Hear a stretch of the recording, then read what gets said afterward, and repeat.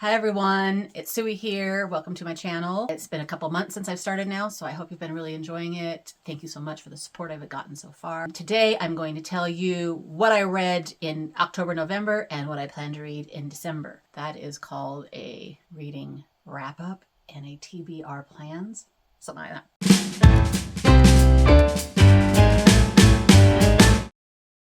All the books that I've read, I have done 1-minute review shorts video. So I'm wondering if you guys are liking that. It would be awesome if you guys would let me know if you like that or not. I think it's kind of fun to see how much I can say about it in 1 minute and just make it be real fast and short and sweet. So if you haven't seen those, go check them out and let me know what you think. Fingersmith was the book that I wanted to read in October. I thought it was gonna be more spooky than it was, but you know, it was kind of a weird, disturbing book. So at least it fit that description. So yes, Fingersmith by Sarah Waters. I gave this a 4 stars and I feel like it was really, really interesting and engaging and intriguing, but just very weird. But the plot was great. The plot was great. It is about a girl who is raised it's in Victorian England, first of all, I should say. And she's raised in this house where the mom of the house, takes in babies and then sells them. And the dad of the house, even though they're not married, they just are in the house, this house. The dad of the house is like a locksmith, but it's really a business for pickpockets. So they have kids employed and they bring in stuff to them, to this business. So this girl is raised in this environment and the mom of the house keeps her. She's a baby that she had, but she keeps her instead of selling her. So she thinks of these people as her mom and dad kind of, and then the random people that are in the house as her siblings. It's a very weird situation. And one of the guys that works for the dude, he comes in one day and says, "Hey, I have this great idea. Let's scam the lady that I've been working for. And how about you," and he points to the girl of the story, "how about you go pose as her maid and then I'll get her to marry me and then I'll take all her money and then we'll put her in the madhouse." So that's what the story is about, this scam that they come up with to get the money from the other girl.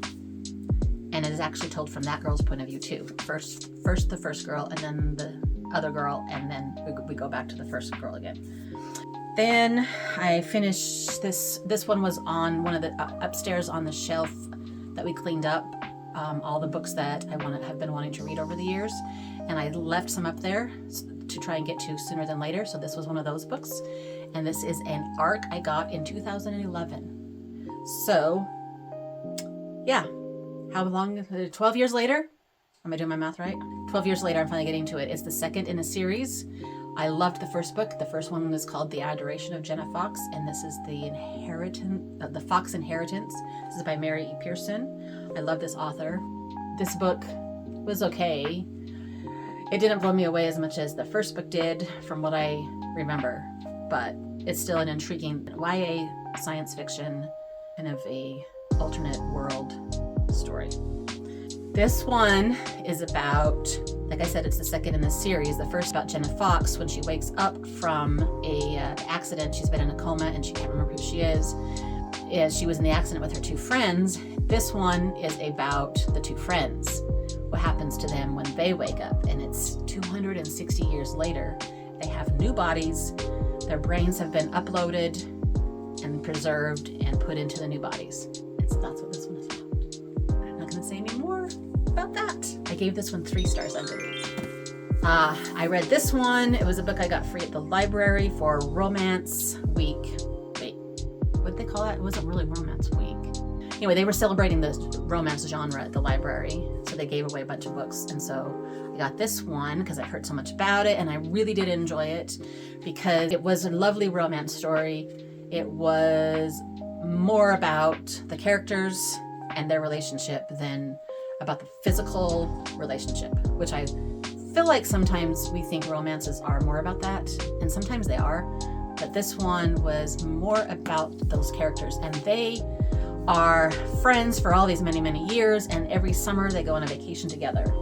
and they have been denying for 12 years that they are in love with each other until the summer that the book is currently taking place, when they finally figure it out.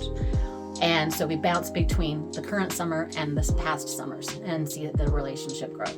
It's really good. Gave this one 4 stars on Goodreads. And I also got through this one, Atomic Habits, by James Clear, for Nonfiction November. Why do we have to have a cat issue every single time? Gosh.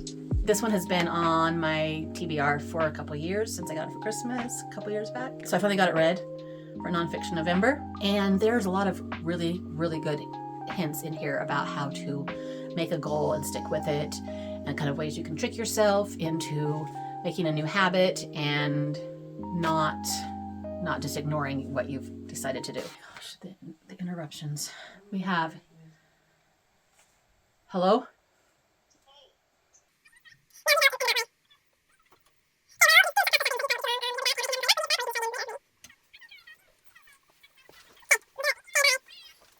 Jeez Louise.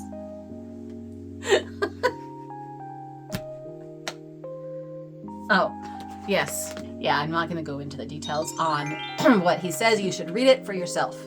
On my Kindle, I read a book called Not Going There by Terry Osborne. And it is the 3rd in a romance series, following the stories of the friends in this friend group. I think there's 5 or 6 friends. I can't remember now. Anyway, this is the 3rd one. And so we are following Josie's love story. She gets fired from her job.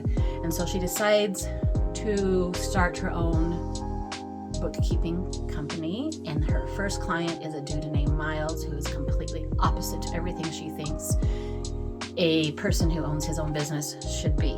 So she is not going there. She is completely determined that this guy means nothing to her. But of course, we all know that they figure it out finally too. And it's a nice little fluffy, happy love story. I love those. I think that's all I read. These are the books that I read through October and November. Let me know if you've read them and what you think of them, or if you would like to put them on your TBR. And now, in December, I would like to read, first of all, this book, In a Holidays by Christina Lauren, who is a writing teen that we met at the library a couple months ago.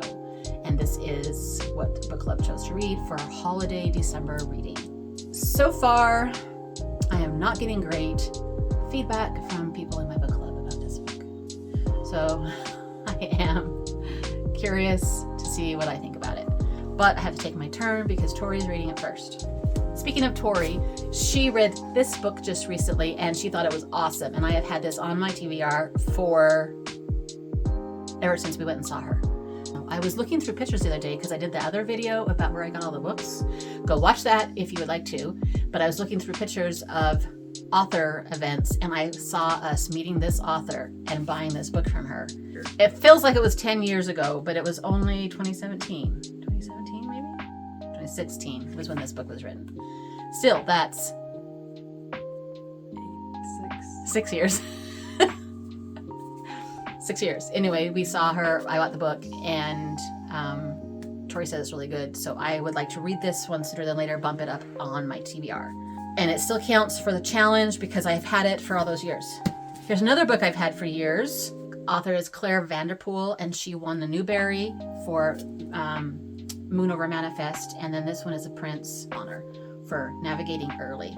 And I was realizing that I should probably read some shorter books to try and get to my Goodreads goal through December. And so I grabbed this one thinking that I maybe could get through this fairly quickly. I don't know. I love Prince books. This one's a Prince too. Did you notice? So maybe I'll do a couple of Prince books right now. And then this one has been on my shelf forever. It's one of the ones that got saved upstairs when I pulled a lot of things off the shelf upstairs. And I bought this at Pal's bookstore in Oregon one year. I've had it for a long time too, and it was so popular back when it first came out. And I read the first chapter of it, and I'm intrigued, but I decided it's kind of long, and so I thought maybe I would try a short one first to try and get up my numbers. So I don't know if I'll get to this one or not. And then I am still working on the Lost Wonderland Diaries. This one is called Secrets of the Looking Glass by J. Scott Savage, which is an arc that I got that I kind of feel like I need to finish reading. So hopefully I can get through that one quickly too. I think that's all I have on my list for December. Might be a couple on my Kindle that I might look at that are really fast and easy to read. Also that, so I can get my number up for the Goodreads goal. I had a goal of 40 books and I am at 30.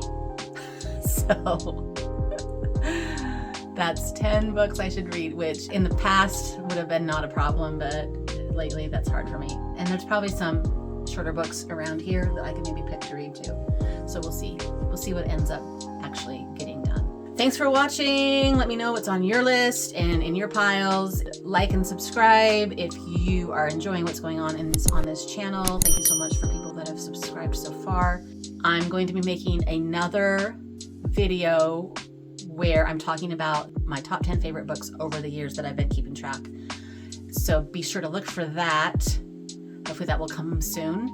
And if you haven't seen my videos about this crazy collection behind me, be sure to check those out also. Thanks for watching. We'll see you next time. Bye.